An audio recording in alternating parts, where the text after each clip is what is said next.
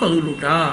ఒకరోజు మొట్టమొదట కదలిక అంటే ఎలా ఉండాలి అంటే, తనంత తానుగా నీకు అలవాటై ఉండాలి. ఏది అలవాటై ఉండాలి అని అడిగారు. బ్రహ్మముహూర్తవు తిష్టేత్, అది మొట్టమొదటి సూత్రం వేదంలో. బ్రహ్మముహూర్తమునందు నువ్వు నిద్ర లేచి ఉండాలి. బ్రహ్మముహూర్తం అనగా ఏమి? ఒక మనుష్యుడు నిద్ర లేవవలసిన సమయాన్ని ఎలా లెక్కెట్టుకోవాలి అని అడిగారు. ప్రాతకాలమునందు నిద్రించి ఉండరాదు. ప్రాతకాలం అనగా ఏమి? ప్రాతకాలము ప్రదోషము అని రెండు మాటలు మనకి. ప్రాతకాలము అంటే సూర్యోదయం ఎన్ని గంటలకు అవుతోంది అందుకు లెక్క కడతాడు ఋషి.